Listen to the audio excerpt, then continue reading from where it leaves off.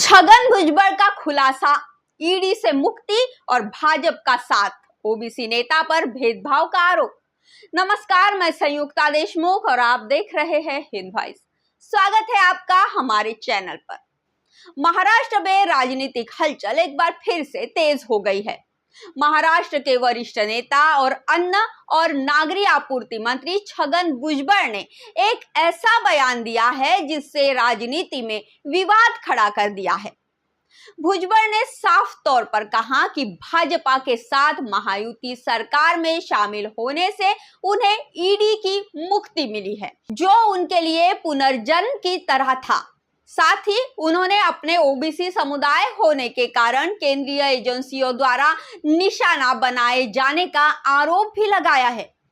छगन भुजबल का ये बयान महाराष्ट्र विधानसभा चुनाव के प्रचार के दौरान आया है। उन्होंने कहा कि उन्हें और उनके जैसे अन्य नेताओं को भाजपा के साथ गठबंधन करके राहत मिली। उनका ये कहना है कि अगर वो ऊंची जाति के होते तो शायद उन्हें इस तरह की कार्रवाइयों का सामना नहीं करना पड़ता। उनका आरोप है कि ओबीसी होने की वजह से ही केंद्रीय एजेंसियों ने उन्हें परेशान किया। उनका ये बयान न केवल ओबीसी समुदाय बल्कि महाराष्ट्र के राजनीतिक परिदृश्य में एक नई बहस को जन्म दे सकता है। भुजबल ने बताया कि कैसे 2023 में अजित पवार ने शरद पवार का साथ छोड़ते हुए भाजपा से हाथ मिला लिया था। उन्होंने इस निर्णय को लेकर खुलासा किया है कि ये महज एक राजनीतिक कदम नहीं था, बल्कि उन पर और उनके सहयोगियों पर चल रहे ईडी और अन्य एजेंसियों की जांच के कारण मजबूरी भी थी। कई वरिष्ठ नेताओं पर ईडी की जांच चल रही थी और इनमें से अजित पवार, प्रफुल्ल पटेल, छगन भुजबल, हसन मुशर्रफ जैसे बड़े नेता शामिल थे। खुद अजित पवार भी ईडी के शिकंजे में थे।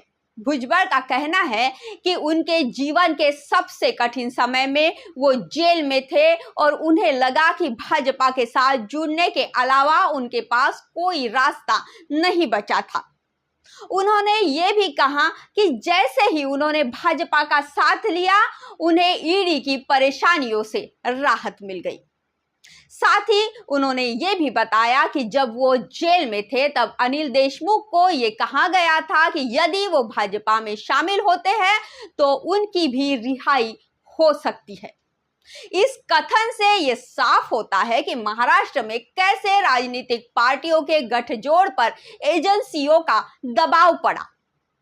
भुजबल का ये बयान राजदीप सरदेसाई की किताब 2024 the election that surprise India के हमारे साथ ईडी है शीर्षक वाले अध्याय में से आया है। इस किताब में महाराष्ट्र के नेताओं पर केंद्रीय एजेंसियों के दबाव और भाजपा के साथ जुड़ने के निर्णय की एक पूरी कहानी दर्ज है। इस किताब के अनुसार ये कहना गलत नहीं होगा कि भाजपा के समर्थन से ही कई नेताओं को ईडी की परेशानियों से राहत मिली। छगन भुजबल का ये खुलासा महाराष्ट्र की राजनीति के लिए एक बड़ी घटना है। उनके बयान से ये सवाल उठता है कि क्या राजनीति में इस तरह की मजबूरियां किसी नेताओं को अपने सिद्धांतों से समझौता करने पर मजबूर कर सकती है, और क्या ओबीसी नेताओं के साथ इस तरह का भेदभाव सच में हो रहा है।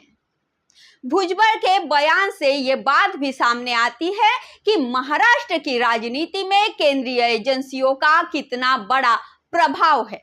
ये देखना दिलचस्प होगा कि उनके इस बयान पर भाजपा और अन्य पार्टियों का क्या रुख रहता है। अगर आपको हमारा ये विश्लेषण पसंद आया तो हमारे चैनल को सब्सक्राइब करना ना भूलें। हमें कमेंट में बताइए कि आप इस मुद्दे पर क्या सोचते हैं। राजनीतिज्ञों का ये खुलासा कितनी सच्चाई को उजागर करता है और कितनी राजनीतिक का हिस्सा है। जुड़े रहे हमारे साथ, हम आपके लिए लेकर आते रहेंगे ऐसे ही दिलचस्प और विश्लेषणात्मक वीडियो। धन्यवाद।